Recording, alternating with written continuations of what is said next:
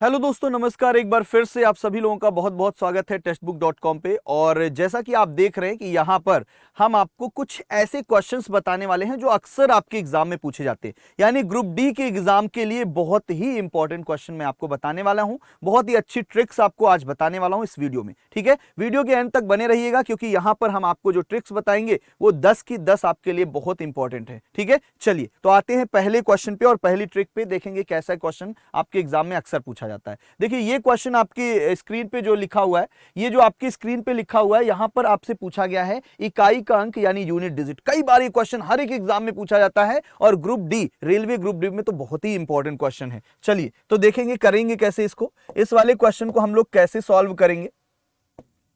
जैसे लिखा है पावर में, कभी भी अगर आपको ऐसे मिलता है मेरे भाई, ऐसे अगर मिलता है तो आपको क्या करना है, सब कुछ भूल जाना है, केवल यूनिट डिजिट कितनी लिखनी है। यूनिट डिजिट यानी यहां पे 5 लिखा हुआ है ना, 5 तो हमें लिखना है। ठीक है, 5 तो लिखना है, लेकिन जो पावर लगी है, पावर कितनी लगी है अपने पास 41, 41 को हमें 4 से डिवाइड करना। कितने से? 4 से डिवाइड करना है। और शेष बताइए क्या बचेगा, शेष बताइए क्या बचेगा। शेष सर 1 बचेगा, हम लोग पावर 1 करेंगे। बोलिए 1 पावर करेंगे। अच्छा ठीक है, जो शेष बचेगा वही पावर करेंगे। 69, 69 डिवाइड बाई 4 करेंगे तो यहां पर कितनी बार में कटेगा, 4 एकम 4 और 4 सत्ते 28। यहां पर भी कितना आएगा, 1 शेष आएगा। कितना आएगा, 1 शेष आएगा। और आगे 57 की अगर हम लोग बात करें तो 57 डिवाइड बाई 4। ठीक है, यहां पर 5 एकम 5, 4 चौको 16, 4 एकम 4, 4 चौको 16, यानी यहां पर भी रिमाइंडर क्या आया, 1 आया। बाय द वे हमने देखा कि तीनों ही जगह शेष कितना आ रहा है, 1 आ रहा है।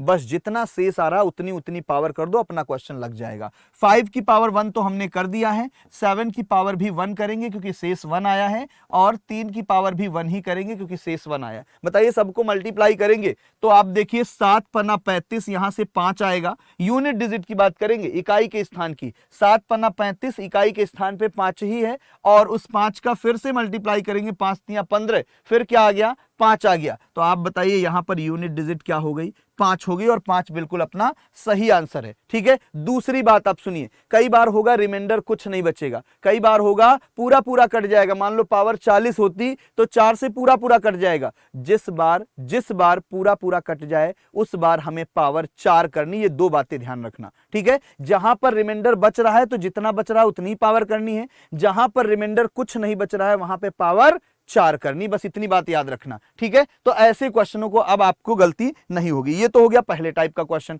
दूसरे टाइप के क्वेश्चन की बात करेंगे, ये समझ आ गया। अच्छा, इस वाले पर्टिकुलर क्वेश्चन की अगर हम लोग बात करें तो ये वाला क्वेश्चन ऐसे हमने लगाया, लग गया। दूसरी चीज एक और बताना चाहेंगे, कहीं पर भी अगर 5 का मल्टीप्लाई हो रहा है तो आगे आपको चेक करने की भी जरूरत नहीं। कहीं पर भी अगर 5 का मल्टीप्लाई हो रहा है तो आगे आपको चेक करने की भी जरूरत नहीं है। आप डायरेक्ट कह सकते थे यूनिट डिजिट क्या आएगी, 5 आएगी। लेकिन 0 मतलब 2 कहीं ना हो। अगर 2 बन जाएगा आगे, कहीं कहीं पर 2 बनता तो 0 भी हो सकता था। ठीक है, लेकिन आपको मैंने जो बता दिया है पहले, बस ऐसे ही आप करिए, कभी भी आपका क्वेश्चन गलत नहीं हो सकता। दूसरे नंबर पे आ गए। इस वाले क्वेश्चन के लिए कौन सी ट्रिक लगती है, बहुत बार पूछा गया क्वेश्चन, कई बार रिपीट हुआ है, इस वजह से हम आपके सामने ऐसे क्वेश्चन लाए जो रेलवे में बहुत बार रिपीट हुए हैं, उन क्वेश्चनों को हम आपके सामने ला रहे हैं। अब देखिए ये क्वेश्चन है, आपको ये वाला दिया गया है, ये दिया गया है। ठीक है, ये आप देख रहे हैं, ये इतना दिया गया है। हमें क्या करना है, हमें क्या करना है, यहां पर कभी भी अगर ये वाली वैल्यू दी, इसको हम लोग a मान लें, तो इसका आंसर क्या होता है, हमेशा याद रखना। अगर आपने इसकी वैल्यू ये a मान ली है तो ये होता है a cube plus 3a, a cube plus 3a। बस लगा दो, अपना आंसर आएगा। ठीक है, ऐसे क्वेश्चन जो रिपीट होंगे अब आप कभी गलत नहीं करेंगे। ठीक है, a क्यूब करेंगे तो आप देख लें 33 75, यानी 15 का क्यूब आपको पता है। ठीक है, और 3 इंटू 15 का क्यूब अगर आपको नहीं पता है तो 1 से लेके 20 तक के क्यूब सारे याद कर लो, एग्जाम देने जा रहे हो। ठीक है, और दूसरी बात 1 से लेके कम से कम 30 तक के स्क्वायर याद कर लो। ये 2 चीजें तैयार कर लो ताकि आप क्वेश्चन आपके ना फंसे। ये होता है 33 75 और प्लस ये होगा 45। ठीक है, आप देखो इसको ऐड करो, 5 5 शून्य हो गया, 10 हो गया, और इसके बाद 1 बचा, 1 कैरी हो गया, मतलब 5 हो गया, 7 5 12 हो गया, 1 कैरी बचा, यहाँ 4 हो गया, यहाँ 3 हो गया, 3420 बिल्कुल करेक्ट आंसर है, जिसका जिसका भी आ रहा है तीसरा वाला। ठीक है, दूसरे टाइप का क्वेश्चन हो गया। अब देखो तीसरा तीसरा, इस टाइप के क्वेश्चन भी आपके पास कई बार पूछे जाते हैं, मतलब ये सीआई का क्वेश्चन है। चक्रवृद्धि ब्याज पर एक धनराशि 3 वर्षों में स्वयं की 3 गुना राशि होती है, तो कितने वर्षों में वह 27 गुना हो जाएगी। इस क्वेश्चन में आपको कुछ नहीं, ज्यादा कुछ नहीं दिमाग लगाना होता है, जो मैं जितना बता रहा हूं बस उतना सुनते जाइएगा। क्या, चक्रवृद्धि ब्याज पर धनराशि 3 वर्षों में स्वयं का 3 गुना हो जाती है। जितने गुना हो जा रही है, जितने गुना हो जा रही है उसको यहां लिख लो। जितने गुना हो जाए, 3 गुना हो रही ना, हमने 3 लिख लिया। अब हमें देखना है हमको चाहिए क्या, चाहिए क्या, 27 गुना चाहिए। बस 27 की पावर बना दो। क्या बना दो, 27 को 3 की पावर बताओ कितना लिखा जा सकता है। जो यहां पे रहेगा उसको, उस जो पहले जितने गुना हुई है उसका कितना पावर लिखा जा सकता है। आप कहोगे सर इसको 3 पावर लिख सकते हैं, बस अपना आंसर बन गया। 3 की पावर 3 लिख सकते हैं ना। इस पावर को उठा लो,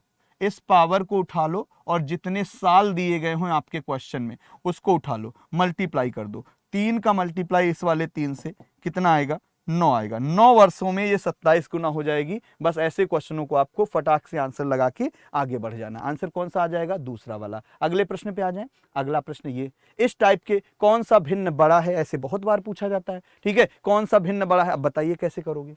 ठीक है, और ये 10 ट्रिक आपके बहुत काम आने वाली है, बहुत काम। मैं बता रहा हूं, इन 10 को बहुत अच्छे से देख लेना। वीडियो आपको पूरा देखना है ताकि आपको इसका फायदा मिले वीडियो का, है ना। चलिए अब देखो इस वाले क्वेश्चन को कैसे करेंगे। इस वाले क्वेश्चन को करने का एकदम बढ़िया उम्दा तरीका है क्या, 3/5, 3/5, 6/7। यहां पर आपको करना है क्रॉस मल्टीप्लाई। क्या करना है, क्रॉस मल्टीप्लाई। सबसे बड़ा हमें देखना है ना, तो दोनों में बड़ा क्या देखोगे भाई, 7 त्रिक 21। जो यहां पे बड़ा बन जाएगा, मल्टीप्लाई करने के बाद जो बड़ा बन जाएगा वही क्या होगा, वही अपना भिन्न बड़ा होगा। तो आप बताओ, 7 त्रिक 21, 21 इधर वाले में बन रहा है, 5 6 पंचे 30 इधर वाले में बन रहा है। तो बड़ा कौन सा भिन्न हुआ, बड़ा ये वाला हुआ, बड़ा ये वाला हुआ। अब इस वाले को चेक करेंगे आगे वाले के साथ, 5/11 के साथ। इस वाले को इसके साथ चेक करेंगे। अब इन दोनों में देखेंगे कौन सा बड़ा है। तो आप देखोगे 11 छक्का 66 और 7 पन्ना 35। आप बताओ 11 छक्का 66 यानी 66 ये बन रहा है और 35 ये बन रहा है। तो आप बताओ कौन सा बड़ा है, 66 वाला। यानी आफ्टर ऑल अगर देखा जाए तो दोनों ही भिन्नों से ये वाली भिन्न सबसे बड़ी है। 6/7 अपना बिल्कुल सही उत्तर होगा। ऐसे ही करना है, कंपेयर ऐसे ही करोगे ताकि आप निकाल लो। और इनमें ही छोटी कभी कभी पूछ दिया जाता है, तो आप लोग जब मल्टीप्लाई करोगे तो छोटा वाला नंबर देखोगे। जैसे इसमें देखते तो छोटा ये निकलता, तो छोटा वाला लेते। लेकिन अभी आपसे बड़ा पूछा गया तो बड़ा वाला हम लोग देखेंगे बड़ा कौन सा है। ठीक है, चलिए ये भी हो गया। अगले प्रश्न पे आ जाओ। Trick number 5। ट्रिक नंबर 5 यहां पे कैसे करना है क्वेश्चनों को। इस वाले क्वेश्चन को बताओ कैसे करोगे, कर जल्दी सभी बच्चे बताइए। देखो देखो सुनो क्या करना है। अब a बराबर, कभी भी अगर ऐसे फ्रैक्शन दे दिया जाए तो आप जो न्यूमरेटर में है, जो न्यूमरेटर में है उनको एक साथ लिख लो।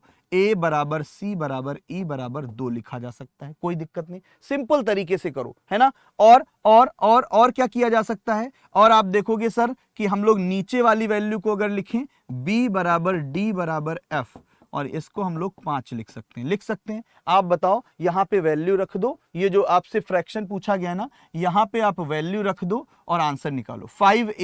5a a का मतलब क्या हो गया, a का मतलब 2 हो गया। ठीक है, क्योंकि a 2 दिया गया है। c की बात करें तो 3 इंटू c क्या दिया गया, c का मतलब भी 2 ही है। ठीक है, c को भी 2 ही रखा। और सर e का मतलब भी 2 ही है। ठीक है, e का मतलब भी 2 है, तो आप बताओ 2 रख लोगे। एक तो ये बन जाएगा, ठीक है।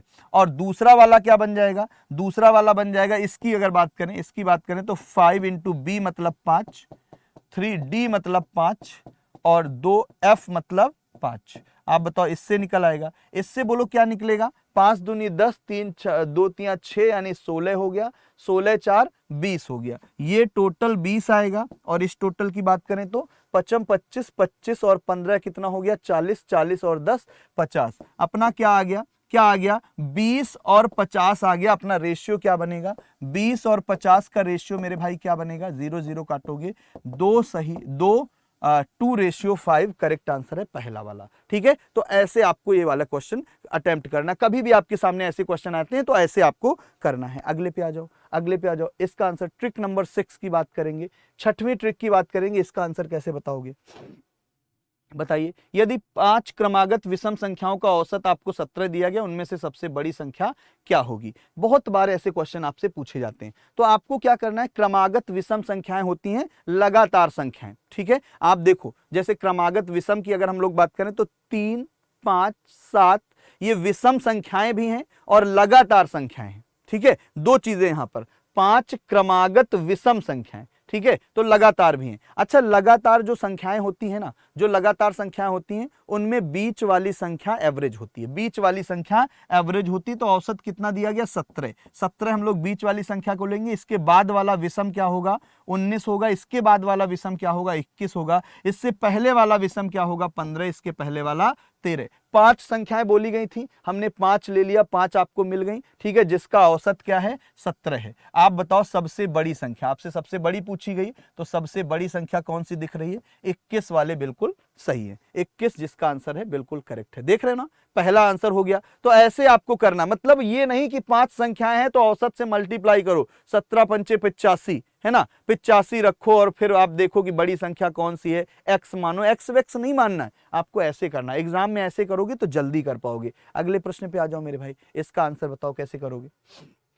7वीं ट्रिक आपके सामने है, जल्दी से बताइए क्या बनेगा। ए, बी और सी मिलकर साझेदारी में व्यवसाय प्रारंभ करते हैं, उनकी पूंजियों का अनुपात ये है, यदि उनका वार्षिक लाभ ये है तो लाभ सी की हिस्सेदारी क्या होगी। अच्छा, जहां पर अगर समय की बात ना करी जाए, जहां पर मेरे भाई समय की बात ना करी जाए, वहां पे जो पैसा लगाया है उसी में आपको रेशियो बांटना है, उसी में आपका रेशियो बटेगा जो पैसा लगाया है। तो आप बताओ 3, 4 और 7 सबको मिला लिया जाए तो आप बताओ, हमें टाइम की यहां कोई बात नहीं की, वार्षिक लाभ बताया यानी 1 वर्ष की बात करी है, तो 1 वर्ष की बात करी, लेकिन सबके लिए बराबर टाइम है। अगर सबके लिए बराबर टाइम है तो जिस रेशियो में पैसा लगा इसी रेशियो में लाभ बांट दीजिए। तो आप बताइए, अगर लाभ इनको 3 मिलना है, इनको 4 मिलना है, इनको 7 मिलना है, सब मिला के कितना हो गया, 7 4 11 3 14, 14 टोटल लाभ है। टोटल लाभ 14 है, लेकिन हमारे यहाँ पे क्वेश्चन के हिसाब से बोला 21,000 लाभ है। तो 14 की वैल्यू किसके बराबर, 21,000 के बराबर है। बोलो 21,000 के बराबर है। सर 7 से काटेंगे तो यहाँ पे आ जाएगा 3,000,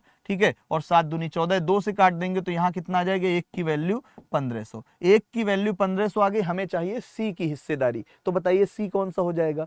तो इसमें सी की हिस्सेदारी आपको बतानी है, तो सी अपना 7 है, अपना सी 7 है, तो हमें 7 की वैल्यू चाहिए। तो 7 इंटू 15, 15 सत्ते 105, 15 सत्ते 105 और 00 और लग जाएगा, कितना आ जाएगा, 10,500, जिसका आंसर है करेक्ट है, दूसरा वाला। ऐसे आपको इस क्वेश्चन को करना। अगली ट्रिक देखो, इसका आंसर बताओ। इस वाले क्वेश्चन को कैसे करेंगे, इसको कैसे किया जाएगा, इसको अब आपको समझना है। सारी वैल्यू दिया गया, सब कुछ दिया गया, और अब यहां से आपको आंसर बताना है। In the circle below chord A B दी गई है और extended to meet the tangent DE, DE at D, है ना, डीई को, हाँ ठीक है।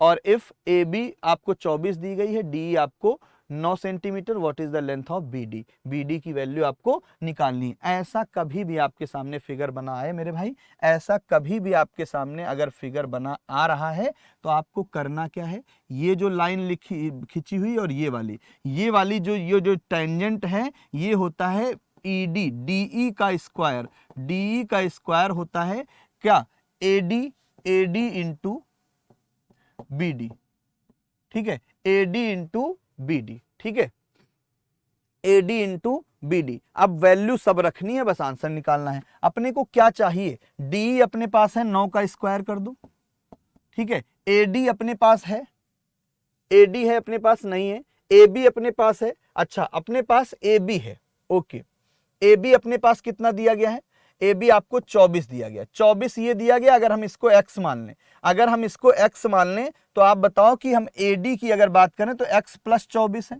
x प्लस 24 है AD की बात करें, और BD की बात करें तो ये x है। आप बताओ यहां से कितना बनेगा सर, ये 81 बन जाएगा और ये बन जाएगा एक्स स्क्वायर प्लस 24x, बोलो यहां से बन जाएगा। अगर आपको लगता है तो x की वैल्यू यहां से पुट करके भी देख सकते हो, 81 किससे आ रहा है, ठीक है। जैसे 3 रखोगे तो 9 यहाँ पे बनेगा और 72 वहां पे बनेगा, 72 9 81, मतलब 3 रखने पे देखिए हमको डायरेक्ट मिल गया। आप क्वाड्रेटिक इक्वेशन भी सॉल्व कर सकते हो, क्वाड्रेटिक इक्वेशन भी सॉल्व करोगे कोई दिक्कत नहीं है, आप सॉल्व होगा आराम से, ठीक है। लेकिन अगर आप x की वैल्यू 3 रखते हैं तो 3 त्रिक का 9, यहाँ 9 बनेगा और यहाँ 72 बनेगा, 72 और 9 81 होता है, इधर भी 81 लिखा, इसका मतलब x सेटिस्फाई कर रहा है, यानी 3 क्या होगा, 3 हमसे क्या पूछा है, BD की लंबाई, यानी BD हमने x माना है, x की लंबाई क्या आ गई, 3 आ गई। तो बस ऐसे करना है। अगले प्रश्न पे आओ, ये 90 नंबर की ट्रिक है, इसको जल्दी से बताओ कैसे करोगे, है ना, इसको बताओ कैसे करोगे। देखो इसका जो तरीका है,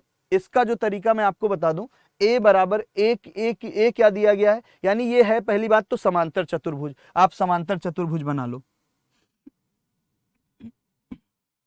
ये समांतर चतुर्भुज बना लिया आपने। अगर ABCD इनके नाम रख दो, ठीक है, तो समांतर चतुर्भुज के जो विकर्ण होते हैं ना, ये आधा आधा करते हैं एक दूसरे को, ये आधा आधा करते हैं एक दूसरे को। तो आप बताइए यहां की बात करें अगर, तो ये 4,7 है, ठीक है। इसकी बात करें तो ये 5,6 है, बोलो। और इसकी बात करें तो ये कितना है, 4,m है, बोलो। और D की बात करें तो 3,4 है। अब बताओ मध्य बिंदु के निर्देशांक अपने को निकालने, मध्य बिंदु के निर्देशांक निकालेंगे, दोनों तरफ से निकालेंगे, तभी आप हम लोग इसको कर पाएंगे। आप बताओ मुझे, अगर इसको देखा जाए तो x1 मतलब x1 प्लस x2 बाई 2 यहाँ रखोगे, y1 प्लस y2 बाई 2 रखोगे, तब यहाँ के निर्देशांक आ जाएंगे, ठीक है। तो आप बताओ इन दोनों को अगर जोड़ा जाए, भाई मिड पॉइंट के जो निर्देशांक होते हैं ना, मिड पॉइंट ये पूछे जाते हैं क्वेश्चन, रेलवे के लिए बहुत इंपॉर्टेंट है। मिड पॉइंट के जो निर्देशांक होते हैं वो होते हैं x1 प्लस x2 बाई 2,